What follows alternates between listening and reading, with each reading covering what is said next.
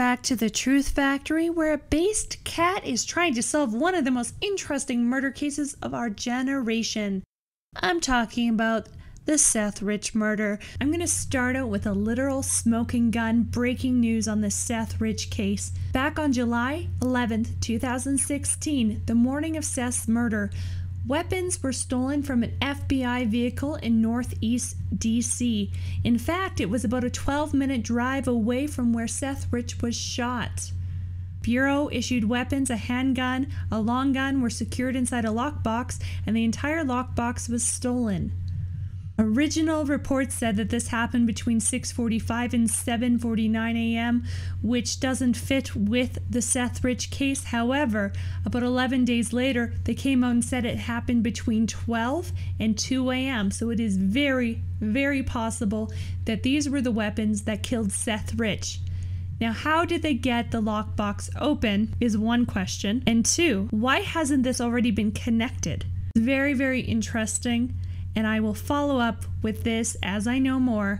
Let's start with Donna Brazile. She's a political analyst and a member of the Democratic Party.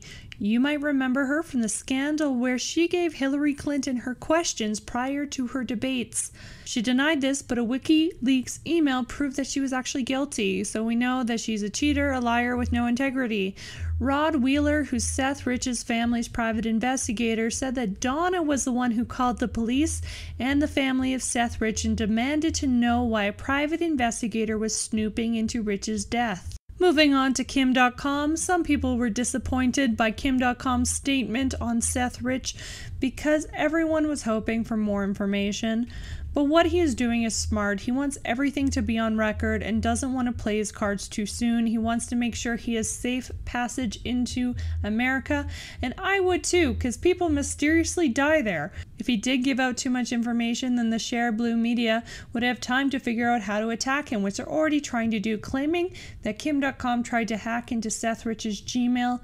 Smart people who work in data science and encryption services probably learned something from this Hillary Clinton WikiLeaks thing, and Seth probably wouldn't use a Gmail account to send confidential government documents, so I'm calling this one fake. But anyway, in honor of Seth Rich's death, let's check in with our weather panda. Washington, D.C. is in for some troubled weather that may rain destruction on some of its slimy wetland creatures as a flood of new information starts to drown them all in panic. There are possible sunny days ahead if we can drain the swamp. And now back to cat news. Thank you, Weather Panda. That trickle looks like it's going to become an avalanche. DC must be shitting themselves right now. It's so evident that all the big players are freaking out. Bauman was literally having a hissy fit on Twitter. It's so evident how much news they control, labeling this a conspiracy, saying shame on you for investigating a suspicious murder. They're trying to shut down Hannity, and you know it's legit because they're trying to shut it down hard. They pay people to spam social media comments. If they didn't have something to hide, they wouldn't be trying so hard to convince us of that. How many people do you know who have died mysteriously? How many people has Hillary Clinton known that has died mysteriously?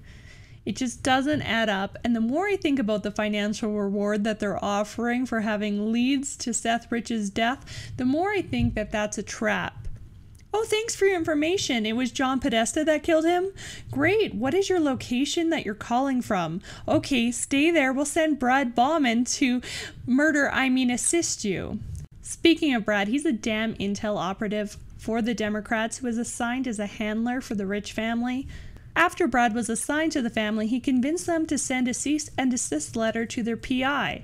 After he went on the news to talk about the case, as you remember, he convinced them 2 days after they were on TV thanking everyone for their help to make a public statement telling people to stop looking into this. He told them to make anyone who tries to contact them to contact himself directly.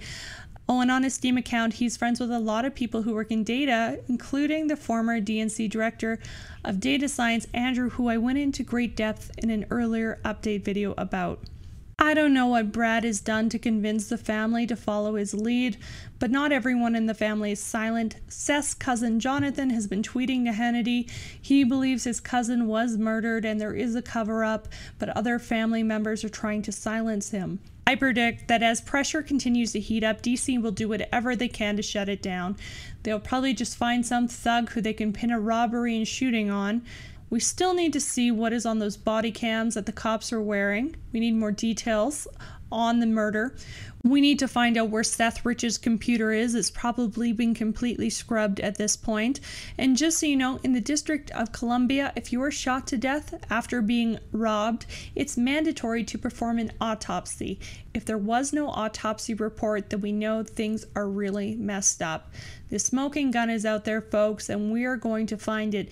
Again, I'd like to thank Seth Rich for this. If it wasn't for him, Hillary would be in the White House with a complete license to kill. If she's already this evil, we can only imagine what type of corruption she'd be involved in if she were president. This is Cat News for the Truth Factory, signing out. I'm gonna go do cat things.